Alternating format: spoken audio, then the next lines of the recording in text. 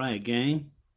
Welcome aboard once again for the weekly Mac Forum video chat. Hope that you've had a good week and found a lot of interesting Mac things going on. We have quite a bit jammed into the show tonight. Not much in the way of tips and tricks, but quite a bit in the way of forum roundup and a few other things. So let's get right into it. First of all, welcome to our newest member. As of when I checked a few minutes ago, that was I Love My Cats. Interesting screen name. And I misread it initially when I was doing the show prep.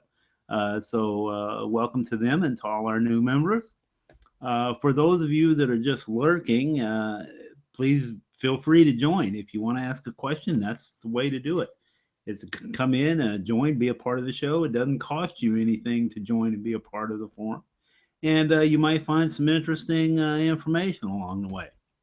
All right, so let's get right into the forum roundup. Just to highlight some of the things that came up this week.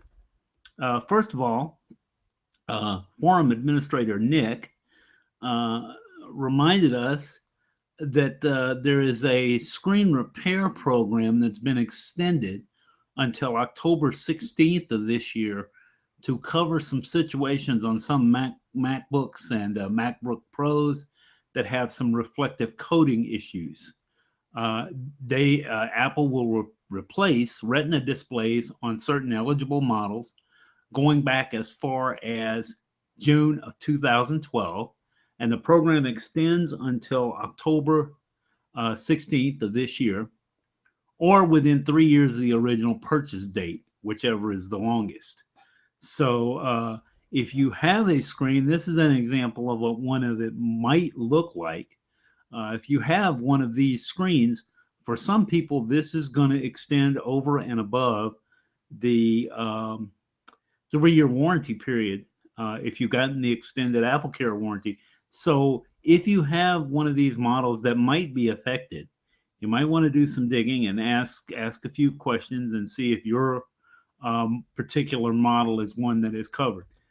This does happen from time to time where Apple will extend warranty programs for specific issues beyond the 3-year period. So if you have one of these screens that has this kind of look to it, it might be worth checking out.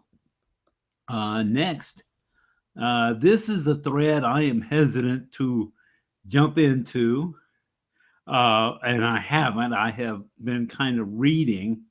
It's dealing with the issue of batteries and charging, and whether it is best to leave the MacBook or MacBook Pro on electrical current when it's not, when you don't, and only use the battery when you need to, or whether you need to periodically run it down to a certain level just to recalibrate the battery monitoring circuitry.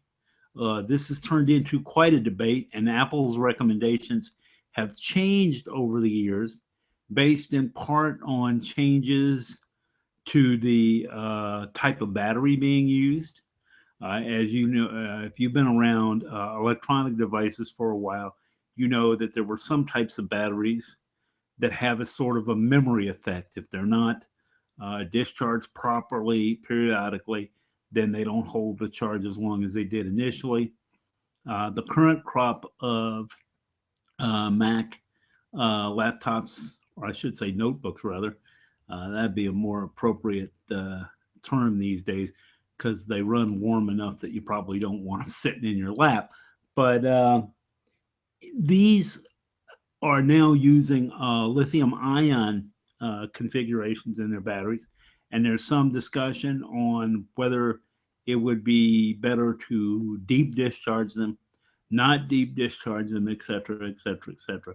So if you want to take a look at that debate, there's some disagreement. I think there are some links to some helpful information there.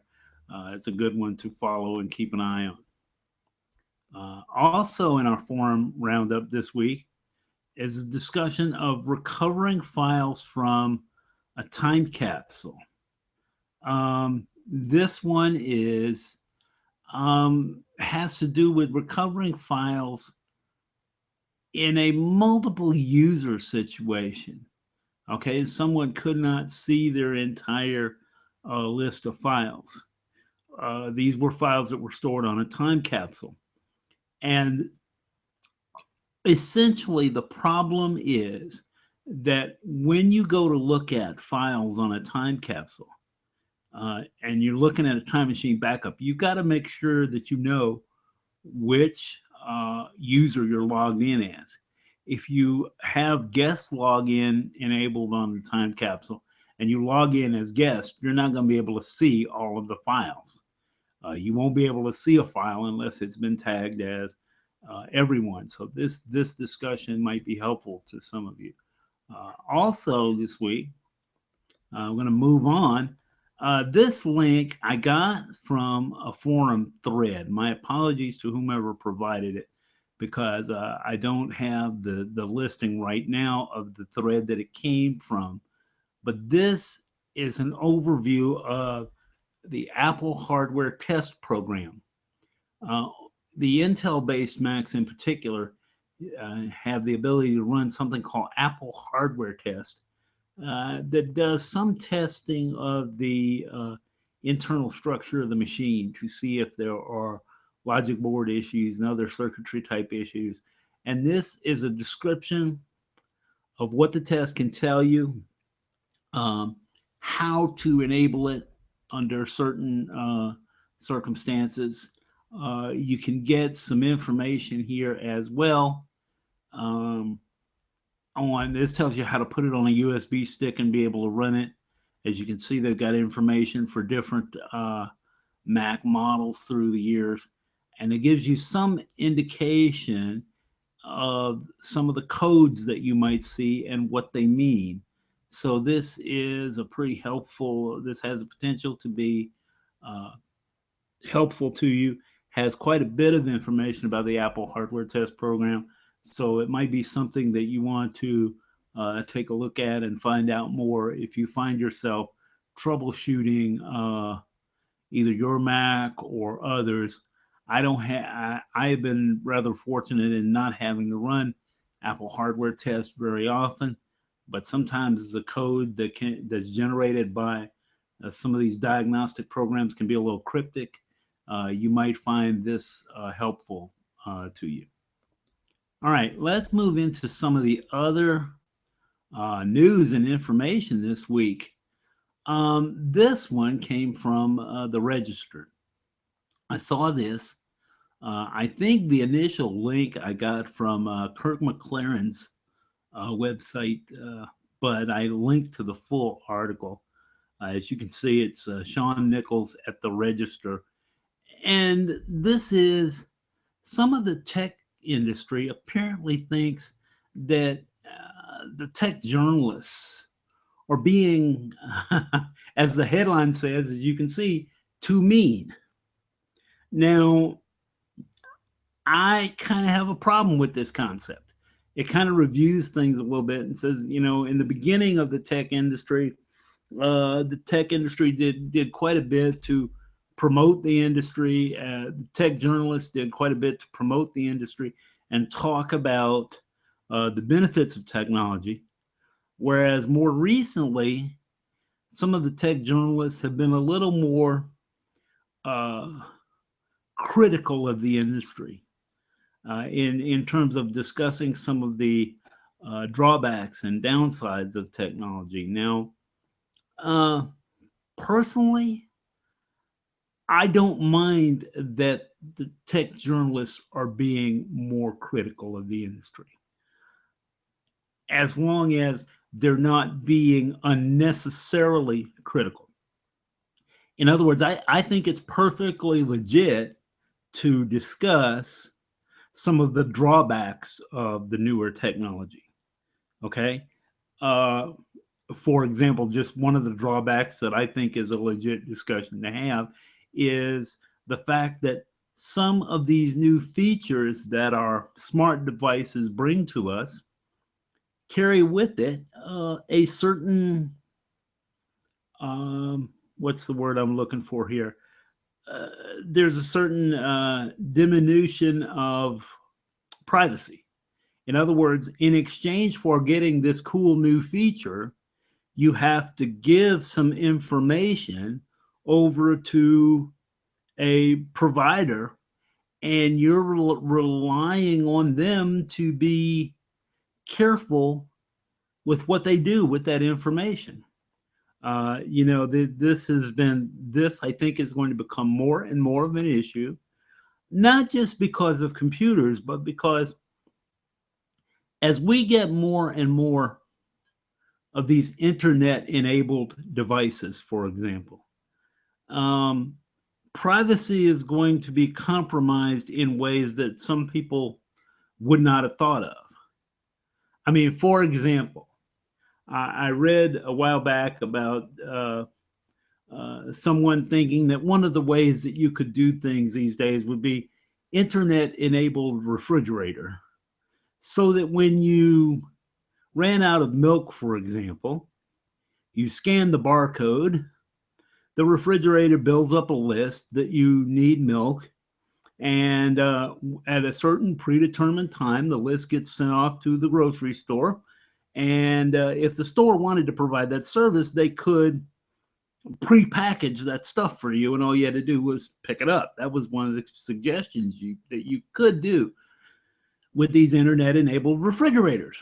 Or, for example, there's one now that you allows you to, if I'm not mistaken, from what I can see of their commercial, it allows you to use your smartphone to take a picture of the interior of the fridge while you're at the grocery store, so you can see, do I have milk, or do I have this, that, or the other? When you give up that kind of information, now that seems trivial, okay? But if somebody can aggregate that information and start analyzing what you buy, that tells them a great deal about you, some of which you might not want people to know. And I don't necessarily mean whether you're doing anything illegal or immoral here. I'm talking about levels of information that you might not be um, comfortable with somebody, with some third party figuring out. I've told people for a long time that if they were willing to provide about 5 pieces of information, somebody could guess with a reasonable degree of accuracy what your income level was. Okay? If you look at the spam that you get sometimes, for example, notice that uh, there's a pattern to some of it. I mean, some of it is just junk, and they're sending it out in hopes that you'll bite on it. But there's some that is very highly targeted marketing. And this is based on information that is readily available that people have been able to glean. Um, if you want to buy, if someone is selling, for example, a luxury car, they're going to send email and correspondence about that luxury car to people who have a profession and an income level where they think you might be interested in buying that car. They're not going to send it to someone who is making minimum wage working at the Mickey D's. It's a waste of their time. Now, how did they get that information? Well, there's all kinds of different ways that you can get it, one of which is some of the sites that ask you for personal information, such as demographic information, then turn around and sell that information off to other third parties. So that's just one example of how this kind of information is used. Numerous websites have trackers embedded on them. If you don't believe me, install a program such as Ghostery, which identifies these trackers and tell you what they are, and you'll see. I mean, for example, if I reload this page, okay, I'm going to reload it real quick, and there in the bottom corner in the purple is the ghostery listing of some of the things that are on this website. On some sites, that's trackers, and this pops up on all of the sites too. These are the things that it's blocked. On other sites, it's more noticeable. There are quite a few more of them. So These guys aren't just putting that stuff there just for fun. Okay, it's gathering information about every hit that comes to that site. Um, all right, this is another one from the Register again. Now, I have a little bit of a quibble with the headline for this article. It says, on the last day as president, Obama, Obama's CIO, Chief Information Officer for the federal government, shrouds future.gov websites in secret code. Now, the headline makes it sound like there's some sort of conspiracy going on here. When you read the article a little more closely, the bulk of the article is talking about the possibility that future United States government websites filed under the .gov domain and under certain subdomains would be required to use more secure protocols such as HTTPS than they have previously used. Now, to me, I don't get the implication that this is necessarily a bad thing. I mean, when you look at the amount of information that is transacted over the internet these days, both with the federal government and with other agencies, using a more secure protocol for all this information seems to me like a pretty good idea. So I included that just to give you an idea of where policy seems to be going. I do think that as we move along and the general public becomes a little more concerned about security, you're going to see more and more of these domains insisting that you have higher levels of security, using higher levels of security. And because of that, if you're running older web browsers in particular, you're going to have to make some updates if you want to run those sites.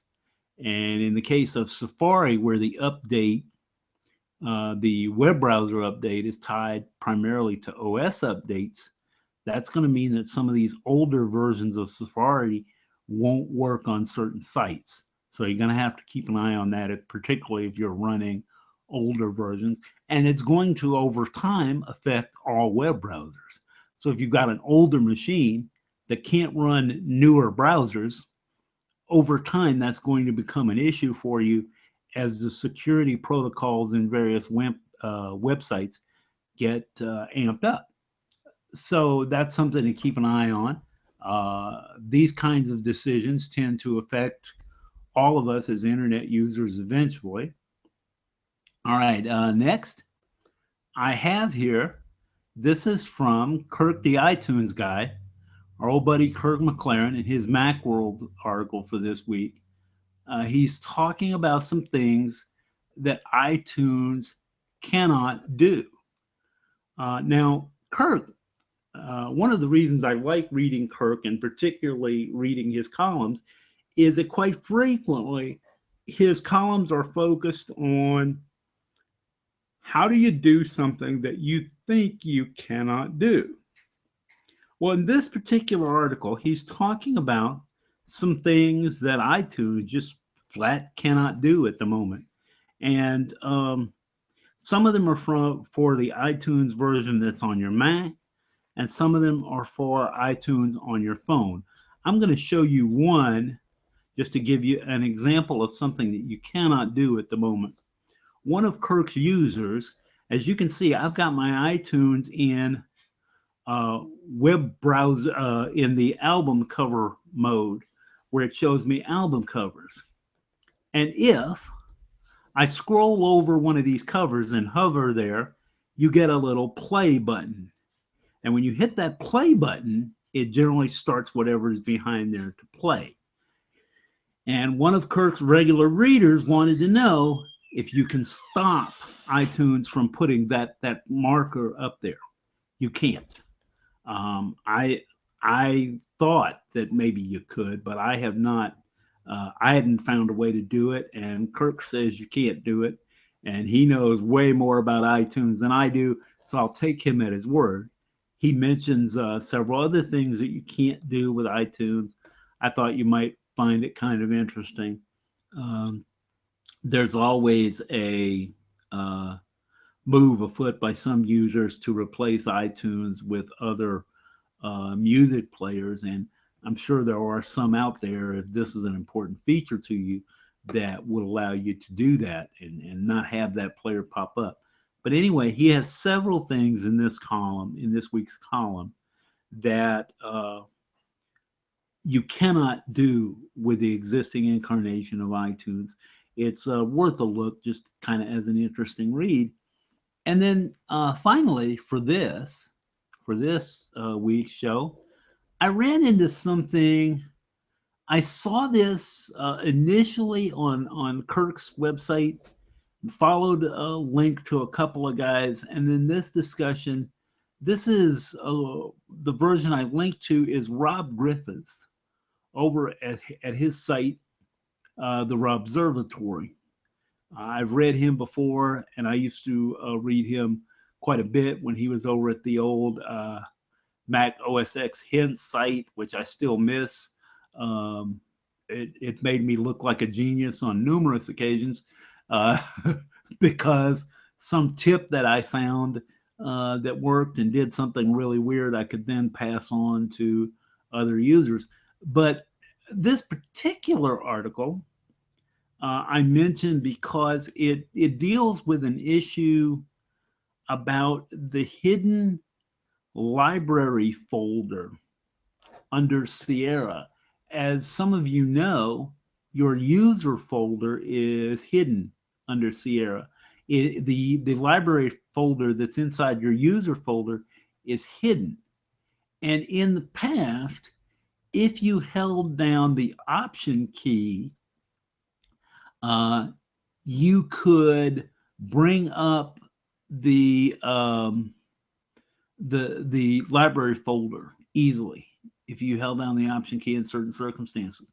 Well, this article is discussing the fact that for some users, that function seemed to have gone away with the current incarnation of Sierra and replaced it with a key that has that uses the Shift key as a shortcut.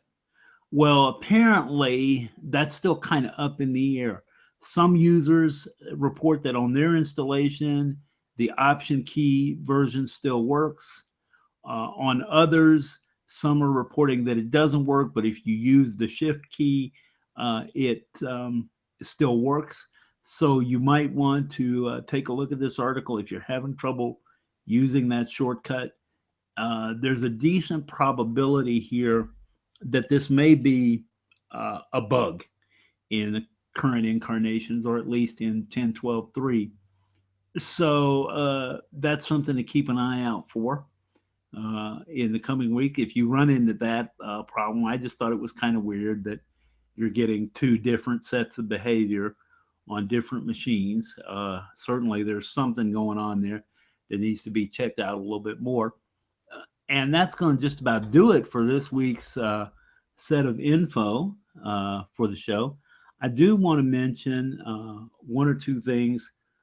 First of all, last week I mentioned that I had been working on a automator workflow that would, once you've taken a screenshot with the built-in key commands, would take that that screenshot and then shrink it down to a certain size, and if necessary, change the file type. I've gotten those workflows just about working the way I want them. It really didn't take long, but I didn't include them in this week's show because I want to do just a tad bit more testing. I'll show you something real quick. As you can see from my desktop, I've got the workflows right here. There's one, and I've got another one tucked away here out of the way. There's the other one. And I'm going to run these through a little bit more testing. and I will probably have a short video clip up tomorrow that talks about how to do this in Automator, and give you some tips on how to put this to use. It might be handy for those of you that upload a lot of screenshots to different websites. The one that I've built gives you a means of um, changing both the screen size, the screenshot size in terms of pixels, and also changes the format. As you know, the current format for desktop screenshots is PNG. Well, a lot of services that you might want to upload to look for JPEGs. And this particular automated workflow takes care of that for you, and also gives you an opportunity to set the file parameters, size parameters as well. I've got one version that basically looks at where you put the file, and then you just drop that file onto the little droplet, and it does the rest for you. I'm going to make a version that I'm working on tonight here. I need to do a little bit of testing with. That's why I haven't done the video yet. I'm going to do a version that basically has a watch folder. When you drop screenshots into that folder, they would then get resized, and the new or resized version of the screenshots would be in one folder, and your originals would be in a different one, and it wouldn't really require any intervention on your part as far as dropping them in. Once they go into that folder, the thing would work automatically, ask you what size you want the screenshot to, and you're done. So I'll work on that a little bit. I plan to have that up probably sometime tomorrow, maybe by Tuesday. Stay tuned for that. I'll post a message up when I get that up, and I'll let everybody know. I'll also put a note in the Mac Forums show thread, in the Sunday video chat thread, and wherever else I think is relevant. Hopefully you'll find those helpful. I think I'm going to do just a real quick tutorial on Automator to go along with that, because I know some of you have not used it. So I'll have that for you as well. Probably tomorrow, certainly by Tuesday. If it doesn't get done by Tuesday, it's not going to happen before next weekend. I can tell you that. Looking at the way things are this week, if I don't get it done by Tuesday afternoon, early afternoon on Tuesday, it will not happen until sometime on the weekend. So keep an eye out for that. That's going to do it for me for this week with the Mac Forum video chat. I hope that you found this interesting, and I've certainly enjoyed bringing the information to you. I'll have links to all of this information in the show notes. The show notes will go up probably in about an hour, maybe an hour and a half. This time it's going to take me a little bit of time this week to type up the summaries, because I didn't do that ahead of time as I usually do. So keep an eye out for those. I'll let you know when those go up. And as I say, the Automator video should go up probably sometime tomorrow, certainly no later than Tuesday. If you don't see it by Tuesday, it just means that things got a little more hectic than I anticipated. And then in that case, it won't show up until the weekend. So until next Sunday, this has been Sylvester Rock, your host, aka Sly Dude on the forum. And if you have a question, post it in the Mac Forum show notes in the thread, in the show thread there, in the video chat thread, and I'll try to answer it if I can. If you've got a suggestion for a topic that you'd like to see us discuss, I think I'm going to start gradually moving to a more topic-oriented type of show. So if you've got an interest in something that you would like to see us discuss, please let me know, and I'll be glad to take a look at it and let you know what's coming up. So until next week, this has been your host, Sylvester Rock. I will see you in the forum, guys.